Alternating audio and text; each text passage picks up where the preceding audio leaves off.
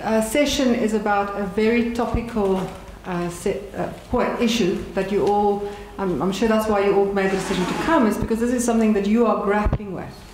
And it's the issue around school governing bodies.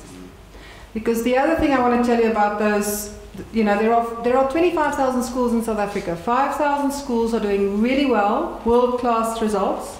20,000 schools are grappling and struggling. The difference between the 20,000 and the 5,000, we've really studying the differences, but one of the differences is that the 5,000 well-performing schools typically have well-functioning school governing bodies.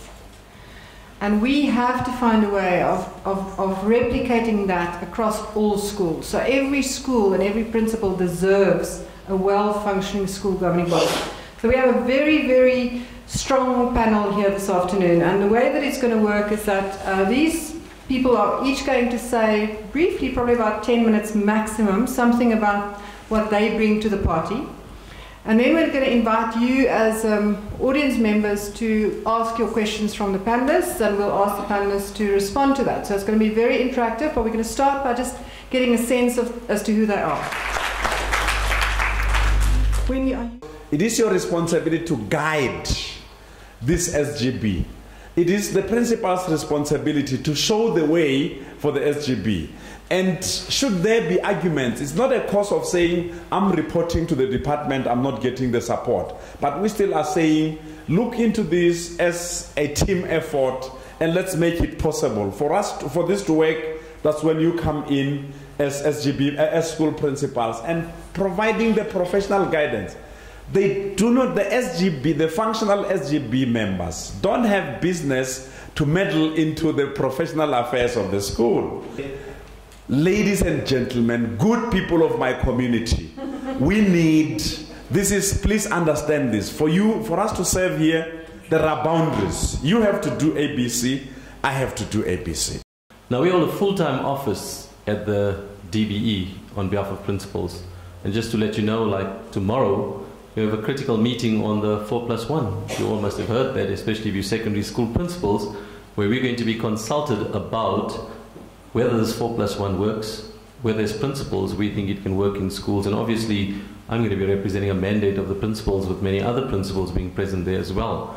And so that becomes critical in terms of being part of a professional network. Now, as you all know, we're all members of unions, and that we will always be. But like maths teachers belong to AMISA because they want to know more about mathematics, principals need to belong to professional networks. And therefore SAPA has become the home of many principals, and it's growing by the day. Because we want to have branches of principals in different areas. We want provincial compositions of principals and so forth. So currently we have all 9 provinces. Principals are represented in every province. We've got executive committees in every province and obviously representing themselves. We meet with the DBE 3 times a year. We get points and agenda points directly from the principals through their constituencies to inform us in terms of our debates and our negotiations. Can we not believe that these elections, that in choosing and in building up your community, in ensuring that you have a strong governing body, ensuring that you have people on your governing body that have the interest and the heart of the children in that school, not their political affiliations. And there's a big tendency towards that, and I've been very bold to say that today because but that is true. That is what is happening. Not those who want to meddle or think that the wrong principal was appointed somewhere along the line. Not those who want to maintain the school gardens.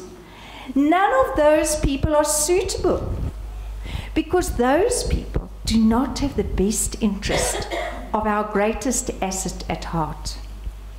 Now, that's wonderful in theory, and it sounds, and you know, it all sounds, now, but how are we going to do this? And the principal, as Daya has said, does play a very important role. You have to form a partnership with the community. You have to communicate with them. We have to have an open heart for them. We're delighted for every person who showed up tonight. We have to honor time. I want to tell you that this is not the end.